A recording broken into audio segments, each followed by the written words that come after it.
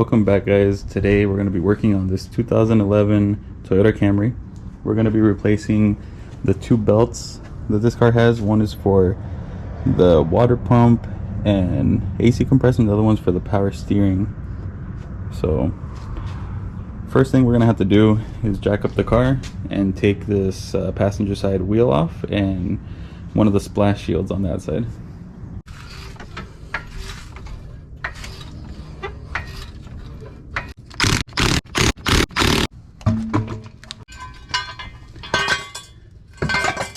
Alright guys, we got it jacked up. Make sure you get your jack stand under there. It's supposed to have a splash shield right here. It has a 10mm there, a 10 there, and then there's supposed to be a clip over here behind this, and so you're supposed to loosen the 10mm down here too. So we already have those out of the way, so we don't have to worry about that. Next, we're only gonna need a 14mm wrench, or if you have the serpentine belt tool, that's going to work too, but I like using this instead. It's just a 14mm, and the first one you have to take off is going to be on the back side. Maybe a little bit hard to see, but it is. Maybe I can get a light in there. There you can see where the tool's at and where it is on the tensioner, the backside tensioner. So all we got to do is push this one down to loosen tension, and it should be the same thing on the other one. This is the other tensioner. This one's easier to see, but this one, same thing. You should just be able to pull down. So you're just gonna push this down and reach into the back where the power steering pump is at and get it off the pulley, and that's literally it. Now the belt should have come off. There it is. Oh, I guess they were pretty messed up. They weren't making any noise. They are kind of cracked. So now the next one is right here. Let's see if yep, same thing. Tensioner goes down. Here we got on the alternator, probably the easiest one to get to if it'll come off, and we just leave it right there. It gets stuck on this little bracket for that motor mount, so we won't worry about letting it go, since that's the only other one we have to take off. There's that one. This one's not too bad. It's starting to get cracked, but this one's really not that bad. Alright guys, so now we got our belts. This one, this Duralast one, this part number 473K3 is for the power steering, and this Continental one, part number 4040488, is for the alternator, water pump, and AC. I was wanting to get both Continental, but they didn't have them. This is all I had available near me, so this is what we're going to use. So this one should be the one for the power steering, and this is the power steering one that we took off. We just got to measure it up real quick, make sure it's the same length, looks the same width, same 3-rib. All right, now we got the other belt. Check it to make sure that it's the same length again, same amount of ribs, all good. So the alternator, water pump, and AC one is going to go on first. So normally you want to look at what it looks like before, or find the diagram for it. I'm going to put the diagram up here for you guys, and if I can't find a diagram for it, I'll write up a diagram. I'll make a little drawing for you guys so you know how they're supposed to go.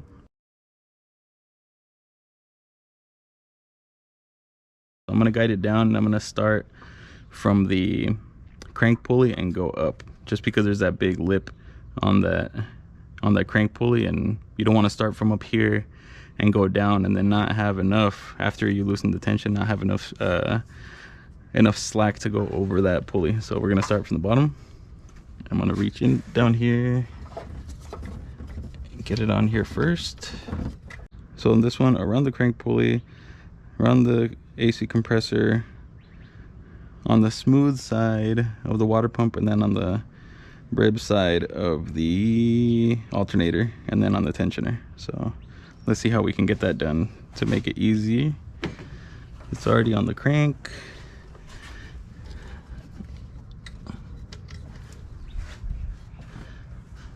And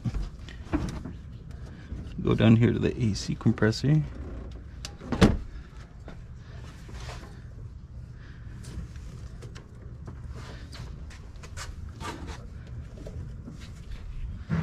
Alternator first, then the water pump,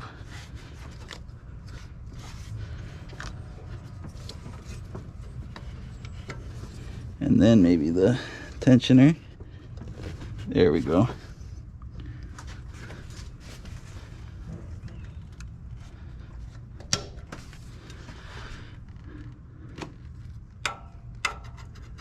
Okay, so that's a really tight fit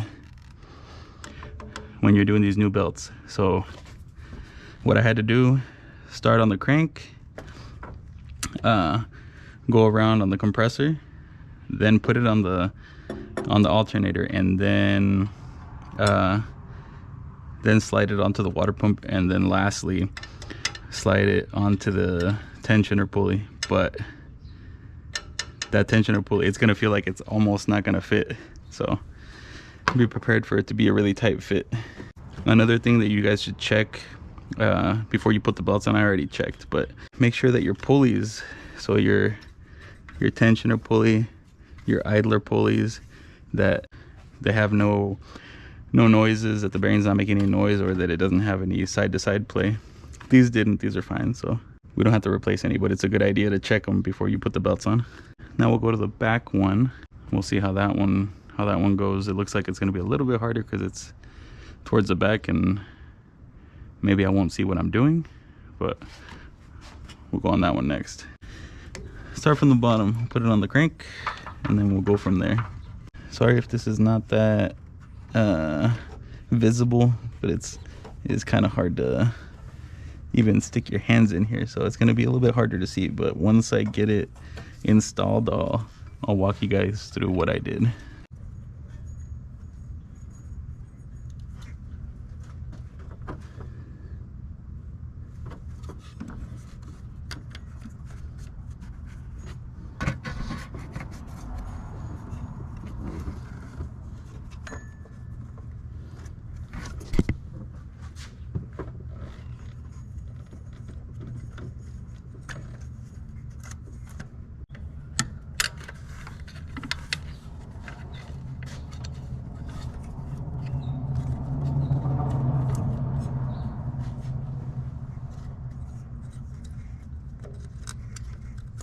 Alright guys, there we go.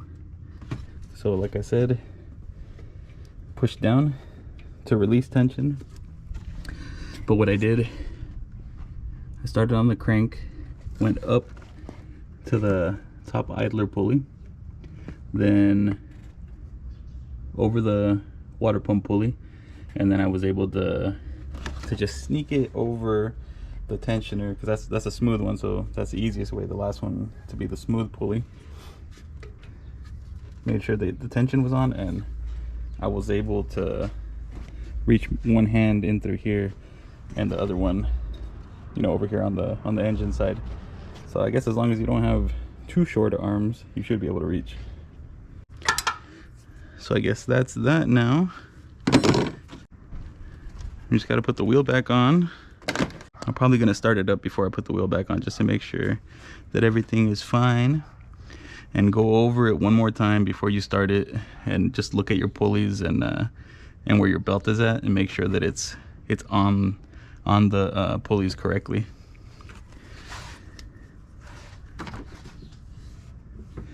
Because you don't want to have done all this and then you end up turning the car on and it rips one of the belts because it's not on the pulleys correctly.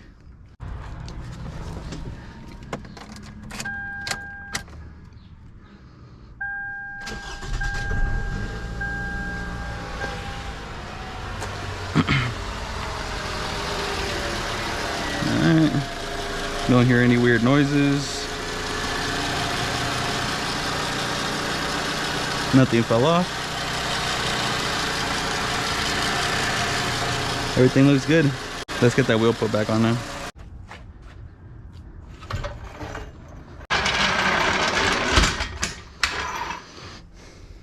Alright guys, that's it. Wasn't too bad. If you're working on a hot engine like I am, just be careful not to burn yourself.